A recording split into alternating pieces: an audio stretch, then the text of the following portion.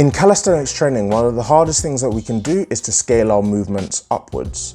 With bodyweight exercises, we are dealing with managing, well, our whole body. So adding volume by adding one more rep can present a significant challenge. But our capacity, or simply put, the number of reps that we can do, is almost always going to be the limiting factor to our overall strength. And by increasing the upper limit of our capacity, we can subsequently increase our overall strength potential. This is evidenced in the amazing survey that we've dissected many times on this channel. I'll stick a link in the description as well. But it showed that so many people who could perform high-level strength skills like one-arm pull-ups or weighted pull-ups at extremely high percentages relative to body weight all seem to have one thing in common. They could perform extremely high reps of the body weight equivalent of that movement. They had significant capacity. So I wanted to make this quick video to go through a proven method for how we can increase our reps when it comes to calisthenics movements, get more pull-ups, get more push-ups. Let's get into it. How you doing, Cali Crowd? Welcome back to the channel that makes calisthenics simple. In the context of today's video, I should be clear in saying that the techniques we will go through today is mainly for people who can already achieve a few reps of the exercise you're looking to do more of. Going from 0 of something to 1 of something is a massive step in its own right. So if you're looking to get your first rep of pull-ups, push-ups, or dips, then check out these videos right here.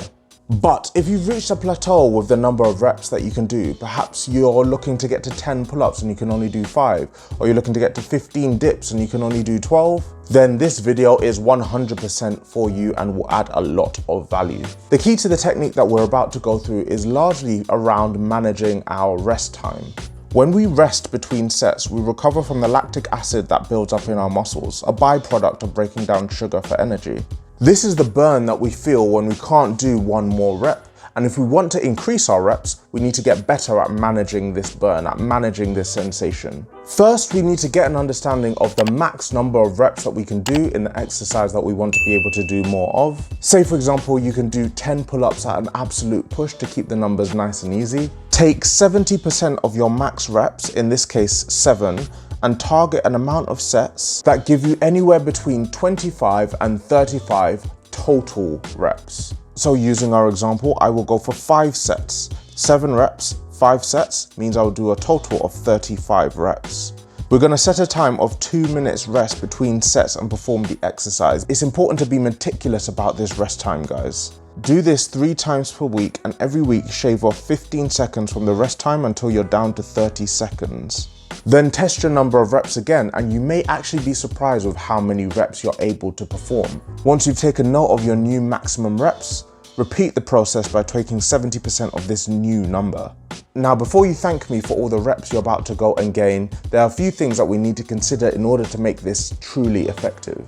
I would only recommend doing this with 1 or 2 exercises at a time. For example, when I was looking to increase my reps, I did this with pull-ups and dips on pull and push training days. This is a lot to be putting our bodies through, and we can only get better at what we allow our bodies to recover from. We also need to ensure that while we're adjusting rest periods, we keep all other aspects of the exercise constant. If sets 1 through 3 look like this, but reps 6 and 7 look like this, then we're just wasting our time. One downside to this method for increasing reps is that you cannot leverage supersets, as we want to focus on managing our rest as much as possible.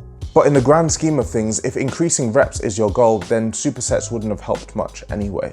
It can be extremely frustrating to hit this brick wall over and over again, so incorporate this technique into your training sessions to increase your pull-up reps, or dips, or push-ups, whatever. You can apply it to very many calisthenics exercises.